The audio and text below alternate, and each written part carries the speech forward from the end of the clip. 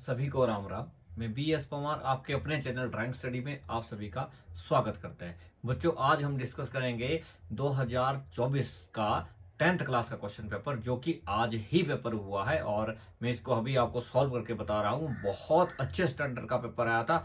बड़ी तसल्ली हुई इस पेपर को देख करके, क्योंकि इसके लिए खुद भी हमें थोड़ी प्रैक्टिस करनी पड़ी, तो बड़ा आनंद आया। इस तरह का पेपर यदि बनता है तो हमारा ड्राइंग का स्टैंडर्ड जो है जरूर उठेगा। इस तरह का पेपर आना चाहिए। आपसे रिक्वेस्ट है, जो अभी नए हमारे साथ जुड़े हुए हैं वो चैनल को सब्सक्राइब कर लें और अपने दोस्तों तक इस वीडियो को जरूर शेयर करें, ताकि वो भी देख लें कि उनके कितने मार्क्स जो है वो एमसीक्यू के बन रहे हैं। तो देरी ना करते हुए शुरू करते हैं आज का टॉपिक। तो ये आपके सामने आज का हमारा जो पेपर है ये मैं लेके आया हूं। यहाँ पे आपको अपना रोल नंबर लिखना था, ये आप यहाँ पे देख सकते हैं। 2023-24 का जो ये पेपर है, मतलब मार्च 2024 का ये पेपर है। ए पेपर आपका है, ये ड्राइंग ए है। तो हम आगे चलते हैं। इसमें निर्देश कुछ दिए हुए, तो इनको हम नहीं पढ़ेंगे क्योंकि इसमें समय ज़्यादा हो जाएगा हमारा फिर, और आज हमने थोड़ा ज़्यादा भी डिस्कस करना है। तो हम यहीं पे आते हैं, खंड क हम जो है वो डिस्कस करते हैं। Section A. सेक्शन ए आपका जो है वो, इसमें 20 एमसीक्यू के प्रश्न दिए गए थे। एक एक नंबर का एक प्रश्न था और 20 मार्क्स के ये टोटल प्रश्न थे। तो हम शुरू करते हैं और ये आपका पहला प्रश्न हमारा है कि इनमें से कौन सा उपकरण एक जियोमेट्रिक सेट स्क्वायर होता है। इनमें से सेट स्क्वायर के नंबर दिए हुए, यहाँ पे एंगल दिए हुए, एक कोई नंबर ऐसा है जो सेट स्क्वायर में होता है, तो वो है आपका 30, 60 और 90। इस तरह का हमारे पास एक सेट स्क्वायर दिया जाता है। जो दूसरा सेट स्क्वायर होता है उसमें 45, 45, 90 के कोण बने होते हैं। तो बी ऑप्शन इसका सही है। आप लोग अपने पास टिक लगा ले और बाद में आपने देखना है कि 20 में से कितने मार्क्स आपके जो है वो सही हुए हैं। आप निशान लगाते जाइए, मैं आपको बताता जाता हूं। नेक्स्ट हमारा है 60 डिग्री का कोण होता है। तो 60 डिग्री का जो कोण होता है वो न्यून कोण होता है। वैसे ये जो प्रश्न है, एंगल वाले जो प्रश्न है, वो 9th क्लास के लिए है। 10th क्लास के लिए जो पॉलीगॉन, सर्कल और आपकी सॉलिड ज्योमेट्री है, तो वैसे ये ज्योमेट्री के जो प्रश्न है वो 9th क्लास के लिए हो सकते थे, पर 10th क्लास में भी आए तो हम इसमें ऑब्जेक्शन नहीं कर सकते, हमें इसका आंसर देना ही होता है। नेक्स्ट हमारा है, इनमें से कौन सा कथन समकोण त्रिभुज के विषय में सत्य है। तो त्रिभुज के विषय में सत्य जो है, इसमें है आपका ऑप्शन नंबर सी। समकोण त्रिभुज में एक कोण समकोण होता है। ये ऑप्शन इसका बिल्कुल सही है।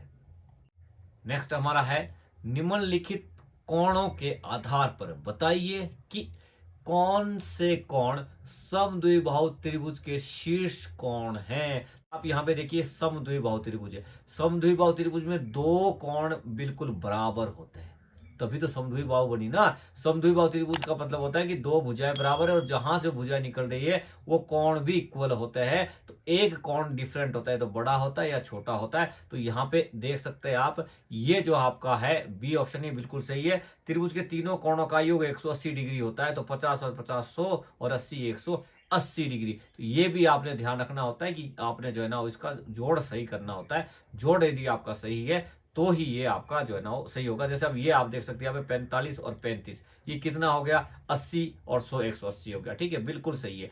90 और 75, 165 और 15 कितना हो गया जी, ये भी 180 हो गया। तो इतना डिफिकल्ट प्रश्न डाला गया था, बट इसमें समद्विबाहु त्रिभुज किसी में भी नहीं बनती है। 45 और 35 की भी भुजाएं छोटी बड़ी हो जाएगी, और यहाँ पे भी जो है ना क्या बोलते हैं, ये तो 75 और 90 आ गया, ये बहुत ही छोटा आ गया 15 डिग्री का। तो ये दोनों ऑप्शन सही नहीं है, इसमें बी ऑप्शन जो बिल्कुल सही है।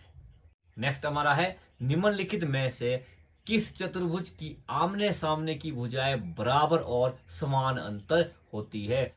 समान अंतर जो चतुर्भुज होता है उसकी आमने सामने की भुजाएं जो है बिल्कुल बराबर होती है, समान अंतर होती है।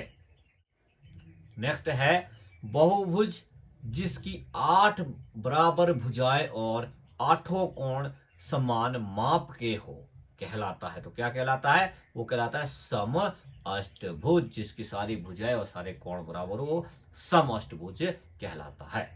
नेक्स्ट है, वृत्त की परिधि के आधे से कम भाग होता है। तो वृत्त जो होता है, ये आपका वृत्त है। अब ये जो लाल लाइन है ना, इसको बोलते हैं परिधि। तो परिधि के आधे से भी कम भाग, मतलब इतना सा भाग आपका, इतना सा भाग है, इसको क्या बोलेंगे, चाप। क्या कहेंगे, चाप। नेक्स्ट है, वह पिंड जिसमें 6 बराबर वर्ग होते हैं तथा इसकी लंबाई, चौड़ाई और मोटाई बराबर होती है तो उसको बोलते हैं घन। घन जो होता है इसमें 6 बराबर वर्ग बनते हैं और सबकी लंबाई, चौड़ाई, मोटाई बराबर होती है। नेक्स्ट हमारा है, यदि किसी पैमाने पर 1 सेंटीमीटर बराबर 5 सेंटीमीटर दर्शाया जाता है तो वह पैमाना होता है, तो वह पैमाना होता है 1.5 सेंटीमीटर। तो बी ऑप्शन इसका, ये सी है एक्चुअल में, यहाँ पे बी दिया हुआ है, ये सी होना चाहिए, मिस प्रिंट है ये, बी तो यहाँ दिया हुआ है, तो ये सी ऑप्शन है 1.5। नेक्स्ट है, वस्तु चित्रण में पहली पंक्ति में अधिकतम कितने विद्यार्थी बैठते हैं? तो वस्तु चित्रण में पहली पंक्ति में 7 विद्यार्थी बैठते हैं। नेक्स्ट है, जिन रंगों में लाल और पीले रंगों की प्रधानता हो कहलाते हैं, तो गरम रंग कहलाते हैं। नेक्स्ट है, किस कला को पराय सुखाए भी कहा जाता है? तो इनमें से ये कह रहा है कि दूसरों के सुख के लिए कौन सी कला बनाई जाती है जिससे कि दूसरों को सुख हो, उसको बोलते हैं वाणिज्य कला। इसका मैं आपको प्रूफ दिखा देता हूं यहाँ पे। ये आप देखिए, यहाँ पे ये आपका जो है वो अध्याय नंबर 10 है 9th 10th की बुक में। यहाँ पे आप अच्छे से देख सकते हैं, ललित कला जो होती है वो स्वतः सुखाए, अपने सुख के लिए आप ललित कला बनाते हैं, तथा वाणिज्य कला जो होती है वो पराये सुखाए। ये पेज नंबर 129 आपकी बुक में है, आप अच्छे से देख सकते हैं। आप ये नहीं कह सकते कि प्रश्न बाहर से आए थे या हमने ऐसा नहीं पढ़ा था, तो आपने नहीं पढ़ा था वो आपकी मिस्टेक है, बट बोर्ड से बहुत अच्छा पेपर बना था। इसको बोलते हैं पराये सुखाए। कौन सी कला होती है? वाणिज्य कला को जो है पराये सुखाए कला कहते हैं। तो ये आपका ऑप्शन नंबर बी जो है उसका बिल्कुल सही है। नेक्स्ट है, इनमें से कौन सा रंग बुनियादी या प्राथमिक रंग नहीं है? जो नहीं है वो है हरा। हरा जो है वो सेकेंडरी कलर होता है, बुनियादी या प्राथमिक रंग नहीं होता है। नेक्स्ट है, वस्तु चित्रण में वस्तु से दूसरी पंक्ति की दूरी कितनी होती है? तो वो होती है 2.9 मीटर। तो बी ऑप्शन इसका सही है। नेक्स्ट है 15, किसी पैमाने पर 2 सेंटीमीटर बराबर 5 मीटर। इस प्रश्न ने जो काफी सोचने के लिए मजबूर किया था, और अगर आप अच्छे से देखेंगे तो बहुत ही इजी है, मुश्किल बिल्कुल भी नहीं है। आप यहां देख सकते हैं कि 2 सेंटीमीटर बराबर 5 मीटर, तो उसी पैमाने में 6 सेंटीमीटर का रेखाखंड कितनी दूरी दर्शाएगा? ये कह रहे हैं कि 2 सेंटीमीटर इक्वल बाय 5 मीटर। अब वही पैमाना यदि यहाँ तो 2 सेंटीमीटर 15 जो है ना क्या बोलते हैं 5 मीटर दिखा रहा है, बट वही पैमाना 6 सेंटीमीटर जो है वो कितने मीटर दर्शाएगा? तो यहाँ कितना गुणा है उसके हिसाब से आप देख सकते हैं। मैं आपको एग्जाम्पल के लिए यहाँ दिखा देता हूं। ये आप देखिए, यहाँ पे ये पैमाना है, ये पैमाना जो है वो 2 सेंटीमीटर बराबर 5 मीटर का है। यहाँ देख सकते हैं, अब ये 2 सेंटीमीटर इक्वल किसके है? 5 मीटर का है। तो 6 सेंटीमीटर, अब यहाँ देखो 2 सेंटीमीटर है ना, ये यहाँ आप देख सकते हैं 2 सेंटीमीटर है, ये देखो आप यहाँ पे ये 2 सेंटीमीटर है, ये किसके बराबर है? 5 मीटर के बराबर। अब वही यदि अब 6 सेंटीमीटर है, 6 सेंटीमीटर यदि है तो कितना दर्शाएगा? तो मैं यहाँ पे आपको थोड़ा सा इसको जोड़ के दिखा देता हूँ। ये मैंने जोड़ रखे दोनों, तो ये देखिए आप यहाँ पे ये 2 सेंटीमीटर है, तो ये किसके बराबर है? 5 मीटर के बराबर है। अब 6 सेंटीमीटर हम आगे चलते हैं, ये 6 सेंटीमीटर है, तो 6 सेंटीमीटर किसके बराबर आ जाएगा? तो 5, 10, 15 किसके बराबर आ जाएगा? 15 मीटर के बराबर बनेगा। तो यहाँ पे आप ये एग्जाम्पल अच्छे से देख सकते हैं कि इसका सही उत्तर जो आना था वो क्या आना था? 15 मीटर आना था। ठीक है जी, बहुत अच्छा प्रश्न ये आया था, बड़ा आनंद आया इसको हल करने में। और इस तरह से आपका भी यदि ये सही है तो आप भी इसके लिए खुशी मना सकते हैं, क्योंकि इतना इजी जो है ये प्रश्न नहीं था। नेक्स्ट है कि वर्ग शुंडाकार में कितने फलक त्रिभुजाकार होते हैं? तो वर्ग शुंडाकार में जो है वो 4 फलक जो है वो त्रिभुजाकार होते हैं। आपको मैं यहाँ थोड़ा सा दिखा देता हूं। जैसे आप मान के चलिए ये आपका वर्ग है, ठीक है, और यहाँ पे जो है वो सेंटर है। तो इस तरह से एक त्रिभुज तो इसकी बन गई, एक इसकी बनेगी 2, ठीक है, एक इसकी बनेगी 3 और एक 4, 1 2 3 4, ठीक है, तो 4 फलक जो होंगे वो त्रिभुजाकार होंगे। नेक्स्ट है, इनमें से क्या केवल स्थान प्रकट करता है? तो बिंदु जो होता है वो केवल स्थान को प्रकट करता है।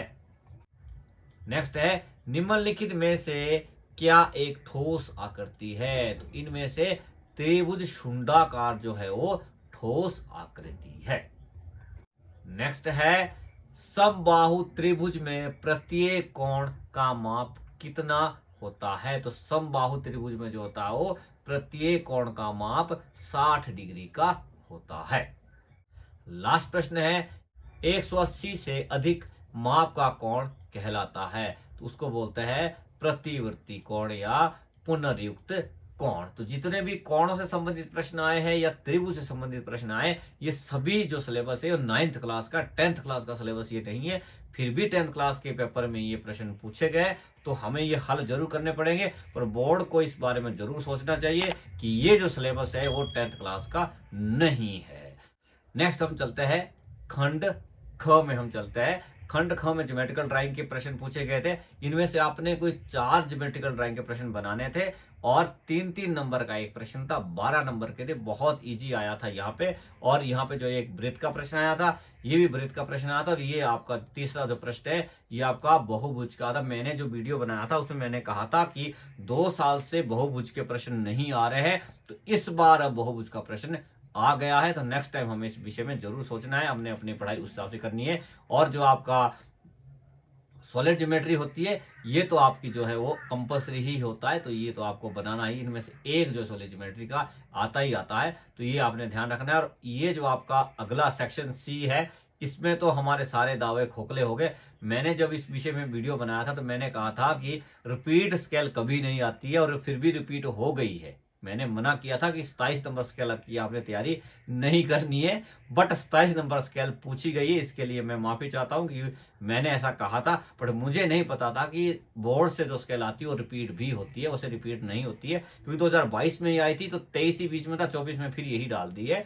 तो इसके लिए तो मैंने आपको मना किया था तैयारी करने के लिए, उसके लिए मैं सॉरी फील करता हूँ कि मुझे ऐसा नहीं कहना चाहिए था। और नेक्स्ट टाइम हो सकता है अब फिर जो है ना वो 31वीं स्केल जो 23 में आई थी वो फिर आगे 25 में आ जाए। इस विषय में कुछ भी नहीं कह सकते। तो ये बहुत इजी स्केल थी, वैसे मुश्किल बिल्कुल भी नहीं थी। आपको मैंने अंक विभाजन बता दिया था, वो उसी तरह का ये। तो ये आपका आज का पेपर था और इस तरह से आपने इसको हल करना था। अब आपने मुझे बताना है कि एमसीक्यू में 20 में से कितने मार्क्स आपके बन रहे हैं। आपने मुझे कमेंट में बताना है कि सर मेरे इतने मार्क्स जो है वो बन रहे हैं। इसी तरह की इंटरेस्टिंग वीडियो को देखने के लिए चैनल को जरूर सब्सक्राइब करें। मिलते हैं किसी अगली इंटरेस्टिंग वीडियो में, तब तक के लिए सभी को राम राम।